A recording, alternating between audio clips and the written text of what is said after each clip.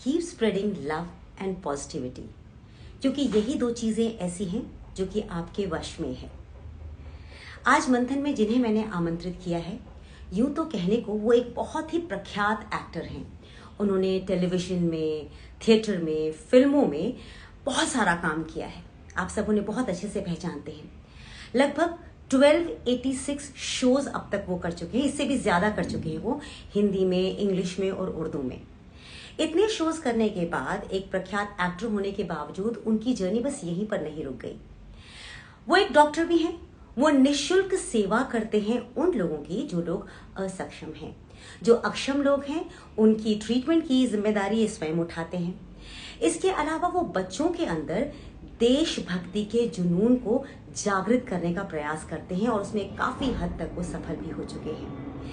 उनका एक बहुत ही प्यारा सा एनजीओ है जिसका नाम है हम आवाज, और इस हम आवाज के माध्यम से वो जितने भी ग्लोबल प्रॉब्लम्स होती हैं, खास तौर पर पोल्यूशन को लेकर के, पर्यावरण को लेकर के वो कार्य करते रहते हैं। बच्चों को वो काफी ज्यादा सुरक्षित करने की कोशिश करते हैं। वो चाहते हैं कि बच्चे जो हैं वो नशे से मुक्त रहें, इसलिए वो जागरूकता अभियान भी चलाते रहते हैं। उनके व्यक्तित्व के बहुत सारे आयाम हैं जो अगर मैं बात करना शुरू करूं तो शायद मुझे बहुत वक्त लग जाएगा। इसलिए मैं सोचती हूं कि मैं उस व्यक्ति को आमंत्रित कर लूं जिनकी खुशबू हम सबके जीवन को महका सकती है। आज हमारे साथ हैं नन अदर देन डॉक्टर वेद थापर जी, जिन्हें आपने राजा और रेंचो में जरूर देखा होगा। खासतौर पर उन तमाम लोगों ने जरूर देखा होगा जो 90 के दशक में टेलीविजन देखा करते थे, और इसके अलावा भी बहुत सारी सीरीज में, बहुत सारे फिल्मों में उन्होंने बेहतरीन अभिनय से अपनी छाप छोड़ी है। तो ऐसी शख्सियत को बुलाना, आमंत्रित करना मंथन में मेरे लिए बहुत सौभाग्य है। मैं उनको एक रिक्वेस्ट भेजती हूँ, उनसे कुछ बातें कर लेते हैं आज।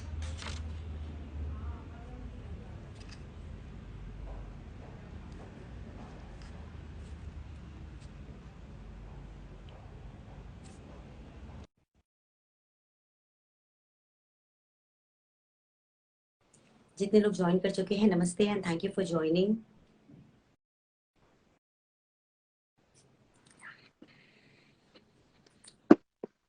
जय हिंद सर, नमस्ते। जय हिंद। आपसे बात करना मेरे लिए एक बहुत बड़ा प्रिविलेज मैं कहूंगी ये है, क्योंकि आप एक ऐसी पर्सनालिटी हैं जिसने अपने जीवन के हर आयाम को टच कर रखा है। देखिए, आप एक एक्टर के तौर पर, एक डॉक्टर के तौर पर, फिर एक जो एनजीओ है उसके माध्यम से लोगों के बीच में रहकर लोगों की सेवा कर रहे हैं, लोगों के जीवन को बदल रहे हैं। देखिए, असल जिंदगी में और आपकी जो रियल लाइफ है उसमें बड़ा एक फर्क होता है। आपको डायरेक्टर जो है वो कह देते होंगे कट, तो आप जिस भी रोल में होते हैं आप उससे बाहर निकल जाते होंगे।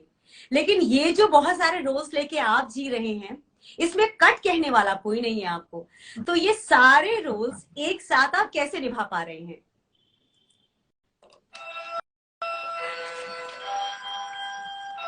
तो ये सारे रोल निभाने के पीछे एक बहुत ही महत्वपूर्ण व्यक्तित्व है मेरे जीवन में, मेरी माताजी और मेरे पिताजी। मेरे पिताजी क्रांतिकारी रहे हैं और अपने समय के पहलवान रहे हैं। तो उन्होंने मुझे एक चीज सिखाई बचपन से। जैसे शिवाजी, छत्रपति शिवाजी को उनकी माताजी और पिताजी ने ऊपर चट्टानों से फेंक दिया था कि पेड़ पकड़ लिया तो बच जाओगे, नहीं तो भाई निकल जाओगे, दुनिया या हड्डी पसली टूट जाएगी।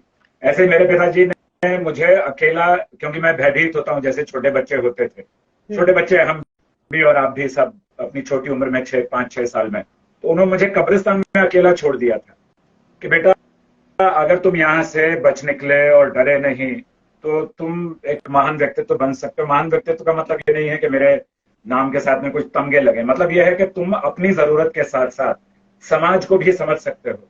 तो मेरे पिताजी स्वर्गीय श्री राम प्रकाश जी थापर, मेरी माता जी स्वर्गीय श्रीमती लीला थापर, उन्होंने हम भाइयों बहनों को इतना मजबूत बनाया, ये कहकर नहीं कि हमारे बच्चे हो तो कुछ भी खाओ, बड़े घर से हो तो कुछ भी करो, सुबह उठना है, अर्ली मॉर्निंग सूर्य उगने से पहले तो उठना है, और जो आपके सामाजिक कार्य हैं उनकी तरफ बहुत ध्यान देना है, व्यायाम की तरफ बहुत ध्यान देना है, योग की तरफ बहुत ध्यान देना है, शाखाओं में जाना है, शाखाओं में जाएंगे जिससे कि आपका व्यक्तित्व, चरित्र आपके मन, मस्तिष्क और आत्मा के साथ जुड़कर चले। तो वहां से ये विचारधारा उत्पन्न हुई, और जब बचपन में कोई विचारधारा हमारे जीवन का हिस्सा बन जाती है तो फिर वो पर्यंत, जीवन पर्यंत खत्म नहीं होती। तो नमन है माता पिता को। बिल्कुल सही बात है, बिल्कुल सही बात है। अच्छा, आप इतना अच्छा काम कर रहे हैं फिल्मों में, वेब सीरीज में, आप कहाँ नहीं छाए हुए हैं। ऐसा क्या हुआ कि आपको एनजीओ को स्थापित करने की जरूरत महसूस हुई? अरस्तु का जन्मदिन था और हम सब परिवार वाले जमा थे।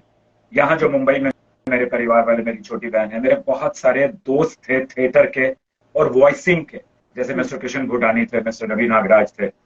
तो एक बांद्रा के रेस्टोरेंट में हम लोग इकट्ठा थे, जैसे किसी का जन्मदिन मनाते हैं। तो हम बच्चे का जन्मदिन मना रहे थे और बच्चे के जन्मदिन में सब डांस वांस करते हैं। मैं डांस का बहुत ही शौकीन हूँ, मैं बजाने का बहुत शौकीन हूँ, ये सब चीजें, बांसुरी, गिटार, ढोल वगैरह, हाँ, हाँ, डफली। तो वहां पर एक कृष्ण भूटानी जी थे, उन्होंने कहा यार ये चल रहा है समय कारगिल वॉर का। तो मुझसे कहा कि आप क्या सोचते हैं, आप अकेले जाकर स्कूलों में काम करते हैं, क्यों ना एक ऐसा ऐसा संस्थान बना लिया जाए जिसके माध्यम से हम पूरे समाज में एक दूसरे के प्रति जागरूक हो सके और एक दूसरे के सहयोग के लिए आगे बढ़े। तो हम आवाज जो है, हम आवाज, उसका वहां से नींव रखी गई। और ये विचार आया कि हम जो स्कूल कॉलेज में प्रोग्राम करते हैं, टीचर्स के साथ प्रोग्राम करते हैं, उसमें हम गुरु शिष्य परंपरा को जोड़ें, हम भारतीय सामाजिक संस्कारों को जोड़ें जो धर्म से अलग है। क्योंकि मेरा धर्म मेरे साथ, मेरे घर में, मेरे दिल में, हर किसी का भी धर्म उसके साथ उसके घर में, उसके दिल में, उसकी आत्मा में। लेकिन जब हम बाहर निकले तो हमारा एक सामाजिक धर्म होता है। कहीं कोई समस्या में है क्या? जैसे लड़कियां तब भी समस्या में थी, आज भी समस्या में हैं। क्यों समस्या में है? क्योंकि मुझे बहुत सारी लड़कियां जो मेरे एनजीओ में हैं वो लिखती, मेरे पास 19,600 स्टूडेंट्स हैं, जिनमें कम से कम 33% जो है लड़कियां हैं। वो ये कहती हैं कि हमारे घर में जो हमारे भाइयों को आजादी है, स्वतंत्रता है अपना काम करने की या कहीं आने जाने की, वो हमें नहीं है। और यही कारण है कि उनके अंदर दब्बूपन आ जाता है। तो पर्यावरण और प्रदूषण के साथ साथ हमें जो अंदर का पर्यावरण अच्छा करना था, जो प्रदूषण अच्छा करना था, जिससे हम इस विचारधारा से निकले कि मेरी जाति क्या, मेरा धर्म क्या, मेरा समाज क्या, और मेरा जो प्रदेश है वो क्या, मेरी भाषा क्या, इन सबसे अलग हटकर हमारा एक व्यक्तित्व है जो है भारतीयता वाला व्यक्तित्व। उन विचारधाराओं को और उन संस्कारों को छोटे मन में, छोटे छोटे मस्तिष्क में रोपित करने के लिए हमने ये शुरू किया, हम आवाज। हम आवाज, ये क्यों? मेरी आवाज, हमारी आवाज, तुम्हारी आवाज, पर ये हम आवाज क्यों? ये अच्छा, सब प्रश्नों जैसा ये भी बड़ा अच्छा है। तो हमारे साथ थे उस समय मंगल ढिल्लों साहब। मंगल ढिल्लों एक बहुत ही प्रसिद्ध कलाकार हैं, वो भी थे, और भी बहुत सारे कलाकार थे, विष्णु शर्मा जी थे, और भी हमारे सोशल वर्कर थे। तो बड़ी बहस हुई कि नाम क्या रखा जाए, हमारा हिंदुस्तान, हमारी, मैंने कहा ये बहुत आम बातें हो जाती हैं। हम सब की जो आवाज है वो हम हो जाए मैं की जगह। माइती अली कौन है, पता है कि मैं कौन हूं? मैं ये हूं, मेरे साथ एक एमएलए है, एक एमपी है, एक बड़े दादा, एक बड़े बाबा जुड़े हुए हैं, वैसा नहीं।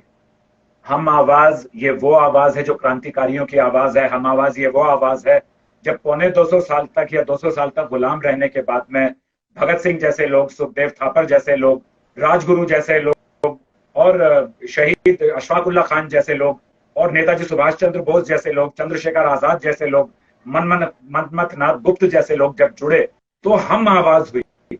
जब हम आवाज हुई तो हम का माँ जो है ना, हम, वो गूंज कर अंग्रेजों के कानों से दिमाग को हिलाने लगा कि भाई जो समाज हम हो जाता है उसे तोड़ पाना असंभव हो जाता है।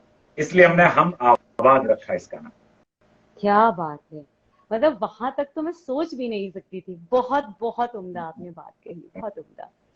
अच्छा, कलाकार के तौर पर आपको शायद चीजें बहुत आसान लगी रही हों, लेकिन जब एक कलाकार समाज सेवा के क्षेत्र में जाता है तो क्या उसको सहूलियतें मिल जाती हैं, या आपको भी एक आम इंसान की तरह बहुत लड़ना पड़ा, बहुत चैलेंजेस, बहुत स्ट्रगल करना पड़ा?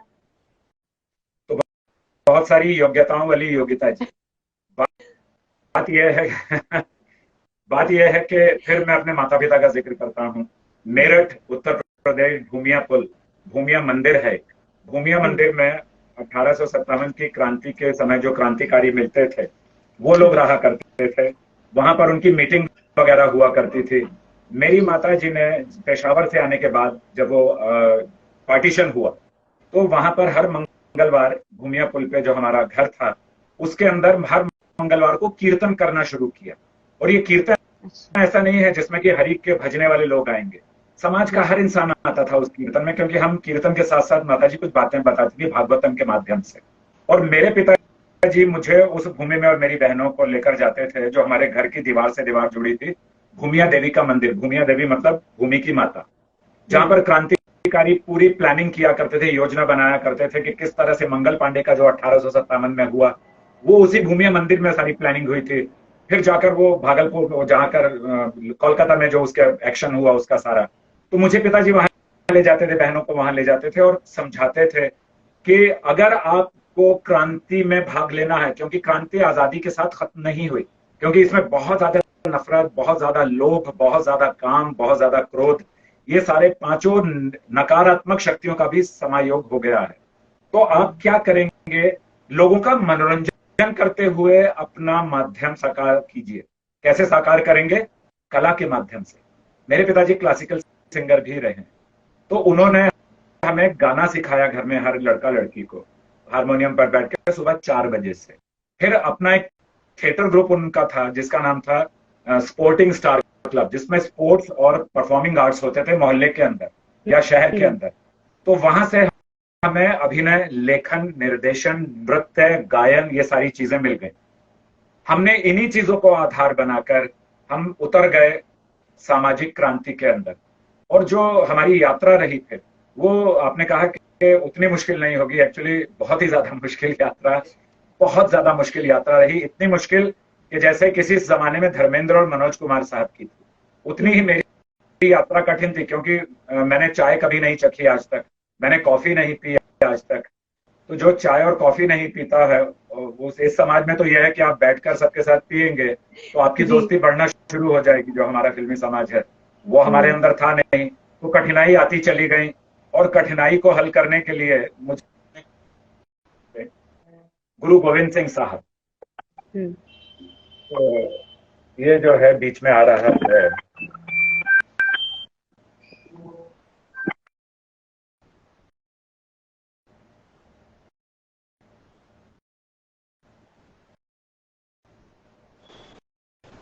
लगता है उनका कोई कॉल बीच में आ गया तो वो डिस्कनेक्ट है। जी आ रही आवाज? जी सर, अब आ रही है, आ रही है।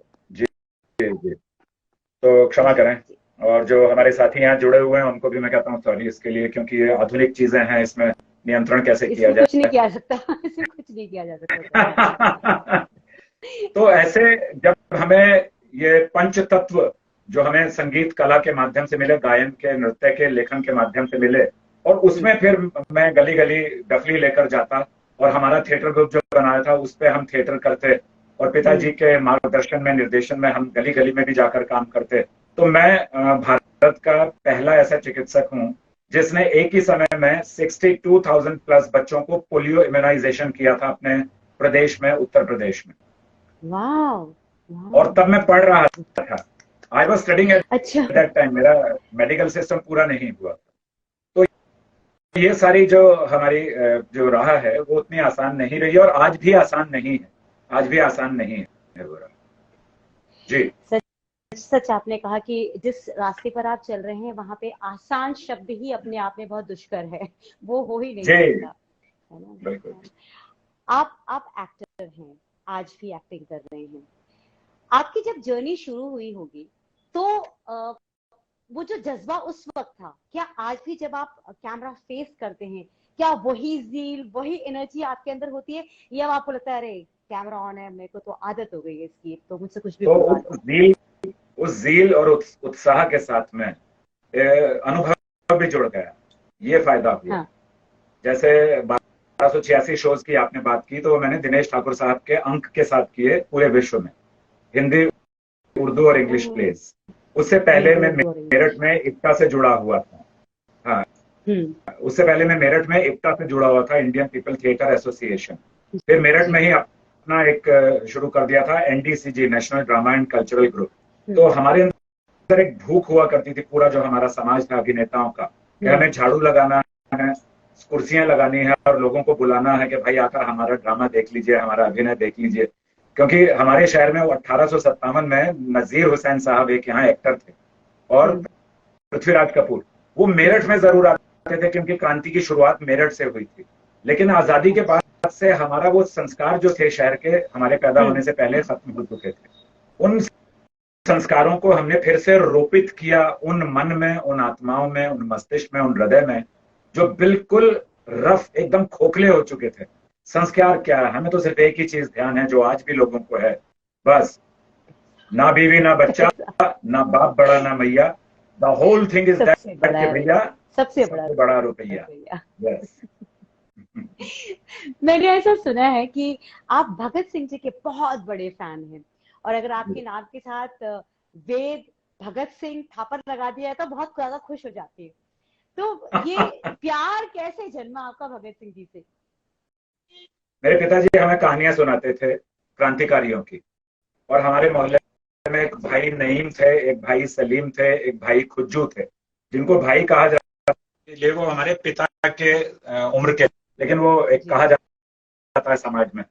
इन लोगों को बड़े तजुर्बे थे अपने अपने स्तर पर, और मेरे पिताजी को तजुर्बा इसलिए था क्योंकि हिंदुस्तान, जो पूरा हिंदुस्तान था, जो बाद में पाकिस्तान बना, उनमें से इनको धक्के मार के ऐसे ही निकाला गया जैसे यहाँ से कुछ लोग अपनी मर्जी से चले गए, लेकिन वहां से हम लोगों को धक्के मारकर या लड़कियों के साथ रेप करके या लूट कर या कत्ल करके हमें वहां से निकाला गया, पाकिस्तान से। लेकिन उसके लिए हमारे मन में उनके प्रति घृणा नहीं है, क्योंकि वो उस समय के लोग थे, आज के समय के लोग अच्छे ही होंगे। तो पिताजी जब कहानी सुनाते थे, पहले तो सुनाते थे कि कैसे हम निकले वहां से, हम सब भाई बहनों को जोड़ लेते थे, और हम स्तब्ध रह जाते थे वो सुनकर के हमारे पिताजी इतने साहसी हैं कि उनके पास में क्रिच थी, 32 बुलेट की एक राइफल होती है जो इतनी स्टिक होती है, ऐसे स्टिक को यहाँ लगा लिया उन्होंने, और वो इसमें थे शाखा में, तो निक्कर पहनते थे और बनियान पहनते थे पूरा, और साथ में एक वेबलेस कॉर्ड थी उनके पास छोटी सी, जो शूज के अंदर भी आ जाए, इतनी छोटी पिस्टल, वो भी रखकर। लेकिन रास्ते में उन्होंने कहीं उसका इस्तेमाल नहीं किया, सब लोगों को अस्सलाम वालेकुम वालेकुम सलाम कहते चले गए। वो कहानियां हमें सुनाई हम कैसे आए, तो उससे हमारे अंदर साहस बढ़ा। और दूसरी चीज कि भगत सिंह ही क्यों, क्योंकि 23 साल की छोटी सी उम्र में भगत सिंह, 23 साल की छोटी सी उम्र में सुखदेव, और 23 साल की छोटी सी उम्र में राजगुरु और उनके जो साथी थे, उन्होंने ये फैसला किया कि अंग्रेजों को अगर हम गोली से मारना चाहेंगे तो समस्या का समाधान नहीं होगा, क्योंकि उनके पास ज्यादा लोग और ज्यादा गोलियां हैं।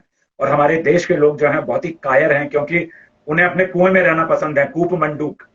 वो बोले ठीक है ना, अगर ये लोग राज्य कर रहे हैं तो करने दो, हमें तो शांति है ना, हमें आराम है, हमें क्या समस्या है।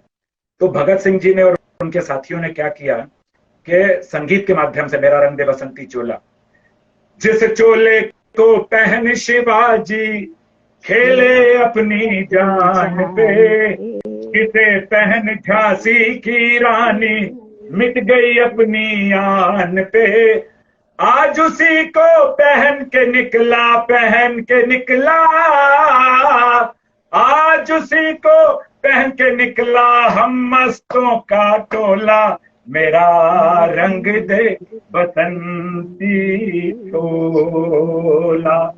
तो संगीत के माध्यम से, और स्वामी दयानंद सरस्वती जी ने जो शुरू किया था 1854 से लेकर के, रोटी आपके घर में अगर हम रोटी दे लेने आ गए, माँ रोटी दे दे, इसका मतलब हमें एक बच्चा दे दे, अपना बेटा दे दे समाज पर कुर्बान होने के लिए। 1854 में वो प्लानिंग की गई थी, कहां पर, जहां पर उत्तर भारत में वाराणसी है, जहां से कुंभ का मेला शुरू होता।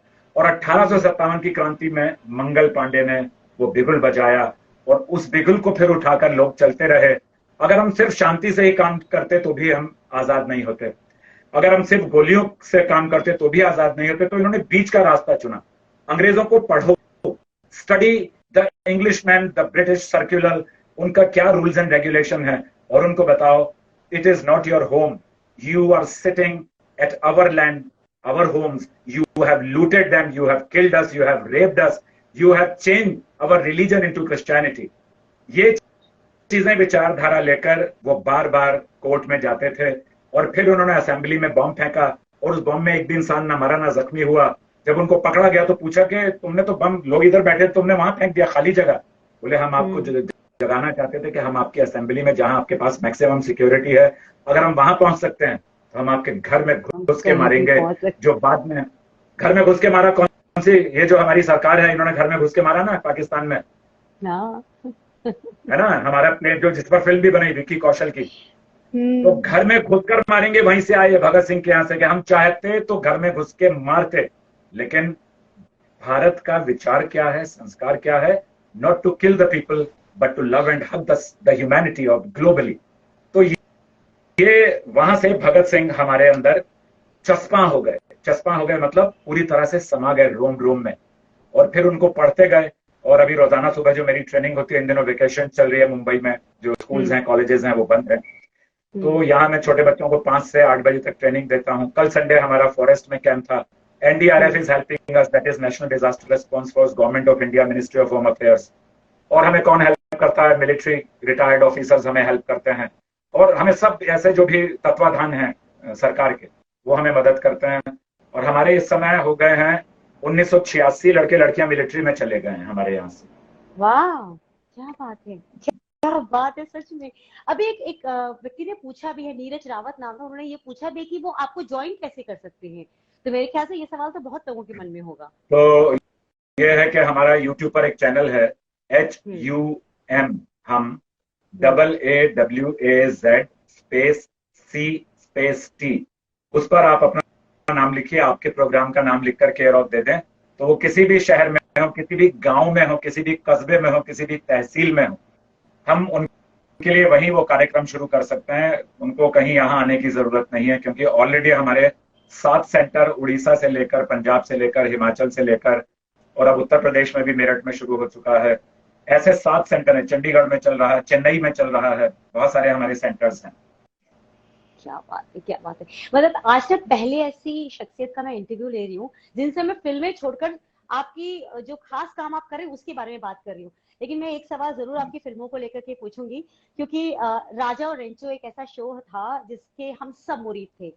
मैं आपका और आपका जो रेंचो था ना, उसके बीच में जो केमिस्ट्री थी, वो उस वक्त मैं सोचती थी एक बंदर कैसे सब कुछ कर ले रहा है और आप उसे करवा कैसे लेते थे।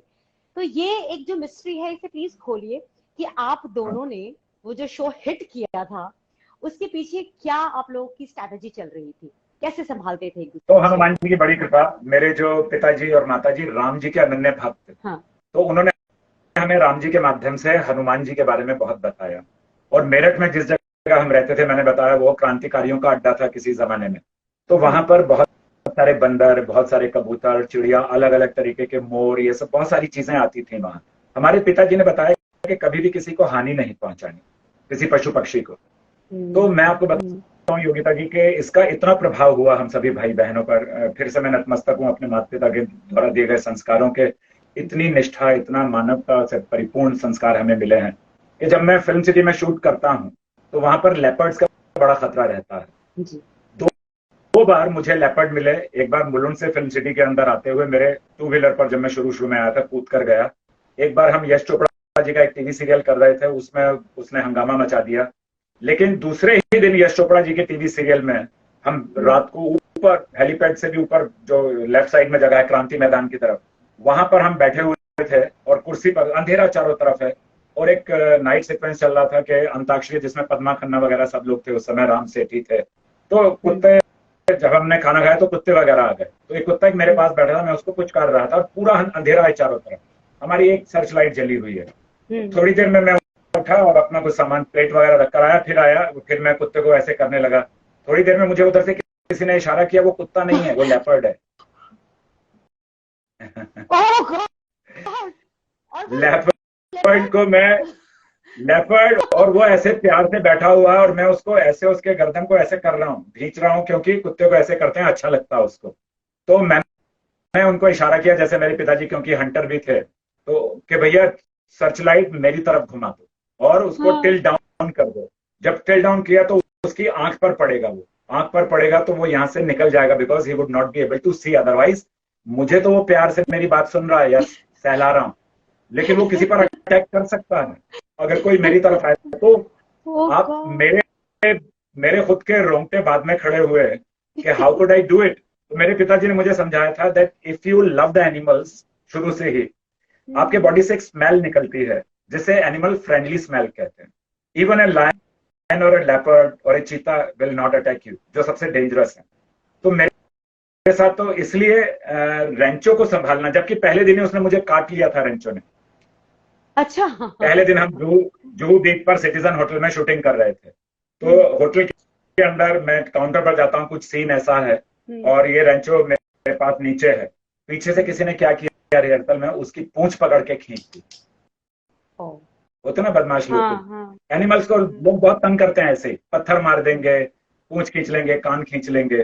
तो किसी ने पूंछ खींची भीड़ में और वो मेरी बॉडी पर चढ़ा, यहाँ था तो यहाँ आ गया, मेरी बॉडी पर आया हुआ था वो, यहाँ आकर उसने मेरा लेफ्ट हैंड पर काट खाया जोर से। फिर उसके बाद में इन्होंने कहा कि ये तो भाग जाएगा हीरो, क्योंकि बंदर ने काट लिया पहले दिन ही, तो डर जाता ना इंसान। तो मैंने कहा कुछ नहीं, मैंने फौरन इंजेक्शन लिया, बैंडेज किया, एक पूरा कोट पहन लिया जिससे कि वो ब्लड या कोई चीज, स्टिचेस भी आ गए थे, मुझे दिखाई ना दे, और उसको प्यार से सहलाते हुए खिलाते पिलाते हुए फिर ये हो गया कि हम कोल्हापुर में शूटिंग करते थे। जिस होटल के रूम में मैं शालिनी पैलेस में रहता था, वो महल है वहां का, तो वहां पर वो जैसे ही आता था चेन्नई से, तो मेरे फ्लोर पर आकर नॉक ऐसे खिंचता था, खोलो। अच्छा। इंसान तो नॉक करता है ना ऐसे, वो ऐसे खिंचता था, वो खरोच, तो मुझे पता चल जाता था। फिर मैं जैसे ही दरवाजा खोलूंगा वो ऐसे चिपकेगा मुझसे आकर और थोड़ी देर छोड़ेगा नहीं, फिर कूदेगा और मेरी अलमारी खोल लेगा जहां मेरे कपड़े रखे होते हैं, कोट वगैरह टंगे होते हैं, मेरी कॉस्ट्यूम, क्योंकि उसमें पिस्ता या बादाम या मूंगफली ऐसी चीज रहती थी। फिर वो जल्दी जल्दी मुंह में भर के फिर आ जाएगा मेरे पास, अब तेरा सारा खा गया हूं, अब क्या चाहिए बोल। मेरे खाने की प्लेट में से गुलाब जामुन या रसगुल्ला खा लेता था वो, मेरा ध्यान बटाकर। तो अच्छा। एनिमल्स के मतलब रेंचो के साथ में तो मेरा ऐसा रहा कि मुझे लगता ही नहीं था कि I am working with an animal, मुझे ऐसा लगता था ही इज माई बडी, और मैं उसको कहता भी था बडी। और बाद में जब ये टीवी सीरियल बंद हुआ तो चेन्नई में वो अपने मालिकों को खाना वाना खिलाते थे ना प्लेट में रखकर उसको, तो बोलता था पहले टीवी ऑन करो, तो टीवी पर मेरा और उसका सीन वो देखता था, फिर स्क्रीन पर ऐसे निकालेगा जाकर मुझे कि शायद मैं बाहर आ जाऊं स्क्रीन से। तो दिस काइंड ऑफ केमिस्ट्री, हाँ, this kind of chemistry we had, I still have with Rancho, though Rancho is no मोर, लेकिन उसका और मेरा रिलेशन अभी भी, जानवरों की एक पर्टिकुलर एज होती है जिसमें, जबकि ही लिव्ड अराउंड 22 years तक। तो this is how the chemistry grew. और ये जो है ना, ये मोहब्बत अगर इंसानों में भी हो जाए सेल्फलेस, तो हम आज के वर्तमान समय की जो नफरत है पूरे विश्व में, जाति जाति, धर्म धर्म, भाषा भाषा, समाज समाज की, वो खत्म हो जाएगी। तो अगर इंसान बनकर प्यार नहीं कर सकते तो जानवरों से ही सीख लो। बिल्कुल, आपने अच्छी बात कही, बहुत अच्छी बात कही। सर, आपने एक बहुत खूबसूरत जर्नी जी है और आगे भी लोगों को सबक देते हुए आप जी रहे हैं और कुछ अच्छा कर रहे हैं समाज के लिए। आपके जीवन से अगर 3 इम्पोर्टेंट लेसन्स आप हमारे साथ शेयर करना चाहें तो वो क्या लेसन्स होंगे आपके? तो सबसे पहला है अनुशासन, दूसरा है जीभ पर नियंत्रण, खाने में और बोलने में। क्या बात, खाने में और बोलने में, then only you can be as fit. ये 1 सेंटीमीटर आपको फैट्स नहीं मिलेंगे बॉडी पर। और तीसरा है, जिनसे पाया है, माता पिता या गुरु या समाज के बुजुर्ग जो हैं या समाज, उनको कभी ना बिसराइए। ये जो 3 है, अनुशासन, उसके बाद में जिह्वा पर नियंत्रण, control on your tongue for food, eating anything, drinking anything, and speaking. के बंदूक से निकली गोली और जबान से निकली बोली कभी वापस नहीं आती, वो तो घायल करती है या मार ही देती है। इसलिए दोनों चीजों पर नियंत्रण। और जो खा लिया एक बार अंदर, उसको आप बाहर निकालेंगे कब? जब वो अंदर या तो सुख देगा या तबाही करेगा। तो तीसरी चीज क्या है, हमने जो अपने बड़ों से पाया वो व्यथा है ही नहीं। आप कितना भी डिजिटलाइज कर दीजिए वर्ल्ड को, कितना भी internet and Google and mobile कुछ भी ले आइए, each and every human invention has more side effects than the benefits. तो वो जो कल्चर है ना, जिस कल्चर में आप पैदा हुए हैं, जिस धरती पर आप उगे हैं, उसके संस्कारों को यदि आप उसकी महक को अपने अंदर रचने बसने देंगे, तो आपके शबाब और आपकी मेहंदी जो है, कौन सी मेहंदी? आपके विचारों की और आपके कर्तव्यों की और आपकी निष्ठा की मेहंदी, इससे पूरा जग जो है वो चमकेगा। निकालिए 2 रुपए। बहुत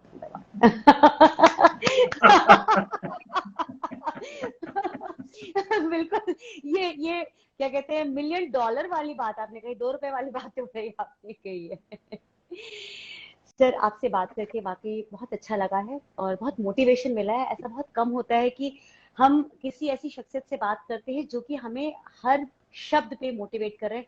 खास तौर पर आजकल के समय में ना लोग अपने माता पिता को वो रिस्पेक्ट नहीं देते हैं, क्योंकि उन्हें ऐसा लगता है कि वो बड़े हो गए हैं ना, तो बड़े होने के साथ साथ जो है उनके अंदर अपने माँ बाप से ज्यादा ज्ञान आ चुका है।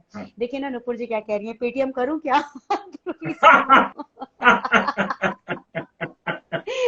नो, तो अभी मैं एक बात कहना चाहूंगा और इसमें कि 4th stage cancer, liver cirrhosis, blood pressure, diabetes, high blood pressure, low blood pressure, hair fall, and the losing the equilibrium of the brain, the mental state. हम लोग बहुत बहुत बुरी हालत में हैं इस समय, लेकिन हम ये फिर भी नहीं सोच रहे हैं। हम दवाई की तरफ भागते हैं। हमें दवाई से ज्यादा हमारे पास योग है, हमारे पास प्राणायाम है, हमारे पास ध्यान है, हमारे पास उससे भी बड़ी चीज है नियंत्रण संस्कारों द्वारा। उसमें भी किसी को कभी भी कोई मदद चाहिए तो आपको कोई पेटीएम करने की जरूरत नहीं है। आप योगिता जी के चैनल का उसमें नाम लिखिए और आपको मदद होगी।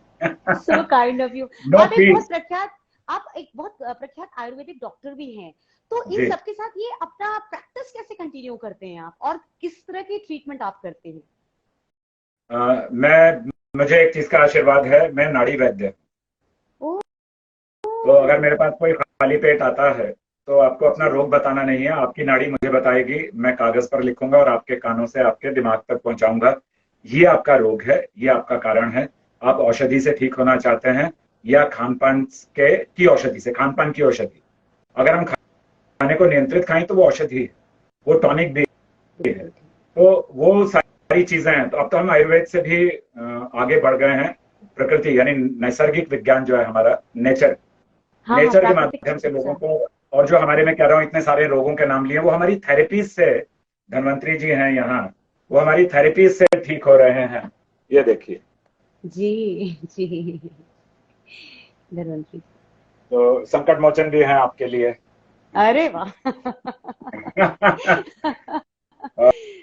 और मैं ये भी कहूंगा, इन अल्लाह मा साबरीन, बेशक अल्लाह सब्र करने वालों के साथ है। इसमें कहीं कोई इस्लाम या कोई धर्म नहीं आता। जो सब्र वाला बंदा होता है ना, जो शुक्राना भेजने वाला बंदा होता है, उसको जीवन में कभी कोई दुख नहीं आ सकता। उसके सब साथी होंगे। ये अलग बात है कि मेरे दुश्मन बहुत हैं, क्योंकि मैं ड्रग्स वालों को रोकता हूं। मैं ड्रग्स, छोटे बच्चों को जो ड्रग में ले जाते हैं उनके लिए एकदम साफ बोलता हूँ। मुझे बोलते हैं जान से मार देंगे, किसी दिन गाड़ी तोड़ देंगे, शीशे, सर पे पत्थर मार देंगे, सरिया मार देंगे, सब कुछ होता है मेरे साथ, लेकिन मैं फिर भी छोड़ता इसलिए नहीं हूं कि एक लड़का एक लड़की अगर ड्रग से एडिक्ट हो गए किसी घर के, वो पूरा खानदान तबाह हो जाता, पूरा खानदान। तो बहुत ज्यादा, अभी हमारे कितने हो गए, 1300 से ज्यादा लड़के लड़कियां ड्रग्स से हम लोग बाहर ले आए, बिना किसी दवाई के, बिना कहीं उनको बंद करके दरवाजे में, कुछ नहीं। हमने अपनी ट्रेनिंग में लगाया, उनको जिम्मेदारियां दी कि तुम ये वाली जिम्मेदारी ले लो, तुम ये वाली जिम्मेदारी ले लो। किसी को खाने की दे दी, किसी को लिखने की दे दी, किसी को ट्रेनर बना दिया, तो वो बड़े खुश हो गए। हमारी वैल्यू है यार समाज में, सर हमारी वैल्यू कर रहे हैं। उस वैल्यू से देखिए चीजें बदल रही हैं कि हम सामने वाले का सम्मान करें तो हमारा सम्मान तो स्वयं बढ़ेगा। आपको अपनी जान का खौफ नहीं है, समझ में आता है, पर आपके परिवार की जान का खौफ आपको नहीं होता कि जो आप काम कर रहे हैं उस पर उनका भी इफेक्ट पड़ सकता है, उन पर भी पड़ सकता है कुछ प्रभाव? ये देखिए, मैं आपको एक बात बताता हूँ। जब मेरे पिताजी निकल कर आए थे, मेरी माताजी को तो उन्होंने एक ऐसे प्लेन से भेजा था पेशावर से, जिसमें सीट्स नहीं थी, क्योंकि लोग ज्यादा बचाने थे। तो पूरी सीट्स निकाल के प्लेन में ऐसे बिठा दिया था लोगों को, ले जाओ, लेडीज को ले जाओ सबको। तो मेरे पिताजी कहते हैं जिस कंडीशन में मैं निकल कर आया हूँ, उस कंडीशन में जब सामने तलवार और बंदूक देखते थे लोग, तो देखकर वो मर जाते थे। और मैं कहता था लोगों को, कल तक हम साथ में रहे हैं, आज हमें मारोगे। तो जो ड्रग वालों को हम बोलते हैं, उन्हें कभी भी हम कानूनी तौर पर ये नहीं कहते कि तुम्हें पकड़वा देंगे। हम कह देंगे कि जो तुम बाजार में बेच रहे हो वो घर वालों को भी खिलाओ। घर में आपके बच्चा, छोटा भाई, छोटी बहन, कोई भी होगा, उनको भी ड्रग दो। ही दे पाओगे तो बाजार में बेचने का आपको कोई अधिकार नहीं। तो ऐसे सुधार होता है। पर बहुत थ्रेट्स हैं मुझे, मेरठ से लेकर यहाँ तक सामाजिक कार्य के लिए मुझे इतनी थ्रेट्स हैं। और मेरे साथ हमेशा, मैंने पहले गुरुजी बताए थे अपने, गुरु गोविंद सिंह साहब, गुरु गोविंद सिंह साहब ने मुझे कहा कि अपना ज्ञान की शिक्षा के लिए तुम स्वामी विवेकानंद के पास जाओ। तो वहां से हमें मंत्र, समाज और जो जिसे धर्म कहते हैं, मैं उसे धर्म नहीं कहता, वो जीवन है, वो हमारे हर नस में है, हर धड़कन में है। और वो धर्म ना होकर, क्योंकि कर्मण्येवाधिकारस्ते मा फलेषु कदाचन, जो कर्म का धर्म मानता है उसके सामने कोई भी इंसान, कोई जाति, कोई धर्म वाला नहीं होता, सब मानव होते हैं। और जो तीसरी चीज आती है कि कभी थोड़ा समय अपने साथ गुजारिए, give a little time to yourself, बैठ जाइए, अपने साथ बात कीजिए, सेल्फ टॉकिंग कीजिए, और देखिए कि आज जो योगिता जी से आपने सीखा है वो आप और लोगों तक कैसे पहुंचा सकते हैं।